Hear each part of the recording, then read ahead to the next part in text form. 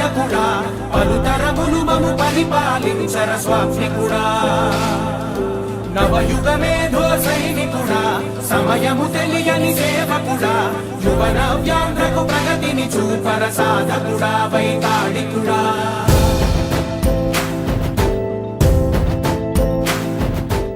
ఊరూరా హారతులు, ఊరంతా ఎదురు చూపులు. వచ్చే ఆ మహాదేవుడు దర్శనం కోసం పిల్లా పెద్ద ఆడ మగ వయసుకు తేడా లేకుండా మండే ఎండల్లో కూడా ఆ ఒక్క మనిషి కోసం ఎదురు చూస్తారు. పాత రుణం కొండంతలా వెనుకుంటే, కొత్త రుణం కొండకి మించిపోయిన అర్హతకి దాటిపోయి రుణపడిపోతుంటే ఎక్కడ ఆగకుండా ఈ రోజు దాకా ప్రయాణం సాగుతూనే ఉంది ఒక మహర్షిది. దేవుడి ముందు పెట్టే ఒక చిన్న దీపంలో కోరుకునే చిన్న కోరిక ఈయన బాగుండాలి. ఆయనే మన నారా చంద్రబాబు నాయుడు గారు.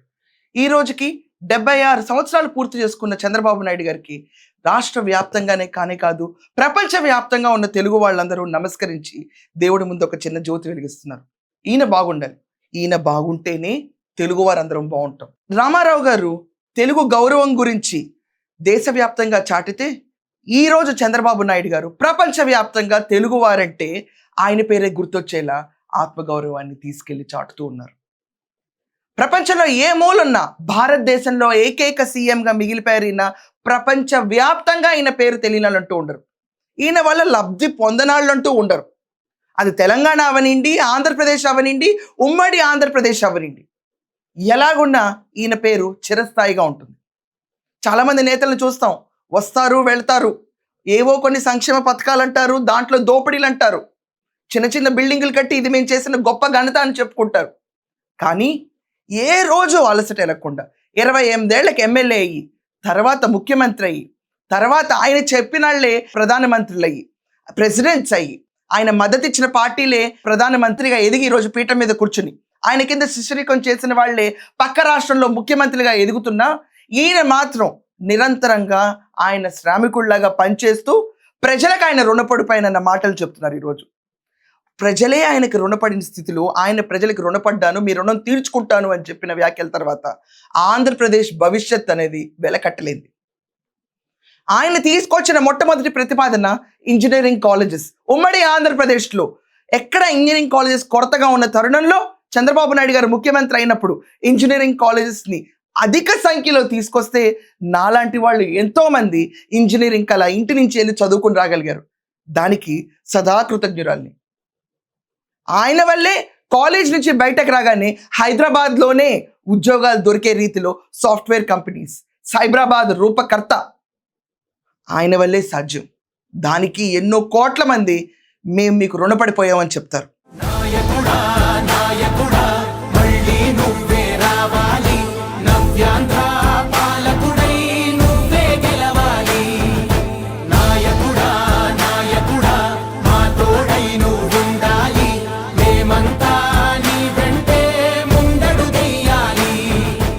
ఈరోజు క్వాంటమ్ వ్యాలీ అంటున్నారు.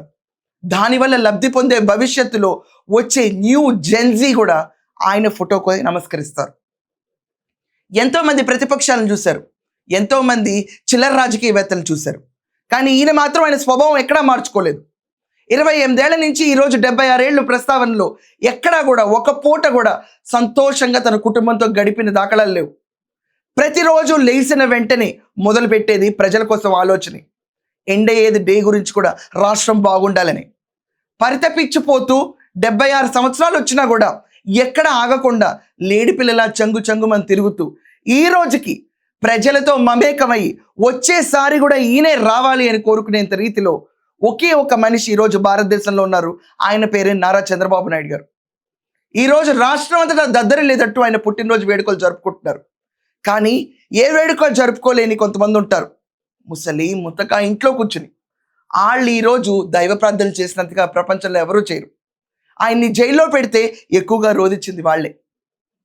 చంద్రబాబు నాయుడు గారిని జైల్లో పెట్టినప్పుడు నిరసన దీక్షలు చేయటానికి ఇది మీ గడ్డ కాదు, పోండి పక్క గడ్డలోకి వెళ్ళి చేసుకోండి అన్నప్పుడు సత్తా ఏంటో చూపించిన ఓటర్లు మీ ప్రభుత్వమే మాకు వద్దని మార్చి పారేశారు. నిరసన వద్దంటే ప్రభుత్వం వద్దంటారు. ఇది కేవలం తెలంగాణకు సంబంధించిన విషయం కానే కాదు. రేపు ఆయన గురించి ఆయన పైన చిన్న ధూళి వీక పడినా కూడా ఏ రాష్ట్రంలో ఉన్న తెలుగాడన్నా కూడా ఇక నుంచి ఆ ప్రభుత్వాలు ఆపే దమ్ము ఉండదు. తెలుగువారి సత్తా అంటే ఏంటో తెలంగాణలో చూపించారు. ఆయన దయతలిస్తే ఇక్కడ ఆంధ్ర ఓట్లు చాలా మందికి పడతాయి. ఆయన ప్రణాళిక మారిస్తే పార్టీలు కూలిపోతాయి. ఆయనలో ఉన్న స్వభావం చాలా మంచిదండి. చంద్రబాబు నాయుడు గారు ఎప్పుడు ఒక అలజడి సృష్టించాలి, చరిష్మా కోసం పనిచేయాలన్న వ్యక్తి కానే కాదు. రాష్ట్రం బాగుండాలి, రాష్ట్రంలో అభివృద్ధి ఉండాలి, సంక్షేమ పథకాలు అమలు అవ్వాలి.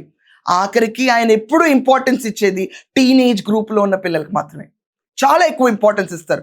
ఎందుకంటే భవిష్యత్తు, తెలుగువారి భవిష్యత్తు రాసేది ఈయనే కాబట్టి.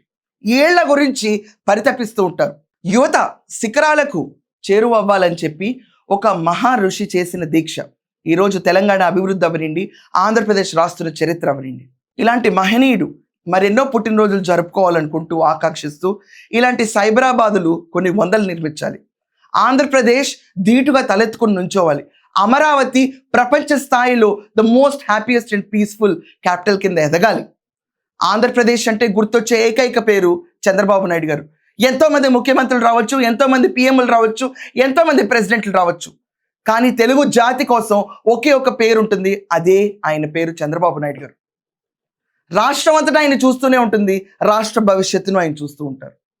I just want to wish ఆ విజనరీ సీఎం చంద్రబాబు నాయుడు గారు very happy birthday. We love you a lot sir. మీరు ఇలాగే 100 years పైన బతికి ఆంధ్రప్రదేశ్ని డెవలప్మెంట్ మాడ్యూల్లోకి తీసుకెళ్ళిపోయి మీ విజన్ 2047 మీరే చూసి థ్యాంక్ గాడ్ నేను ఫినిష్ చేస్తాను అని చెప్పి మీరు జనాలకి రుణం తీర్చుకుంటా అన్నారు. అది ఎలాగో తీర్చేసుకుంటారో అది అందరికీ తెలుసు. జనం కూడా మీ రుణం తీర్చుకునే అవకాశం జనాలకి ఇవ్వాలి.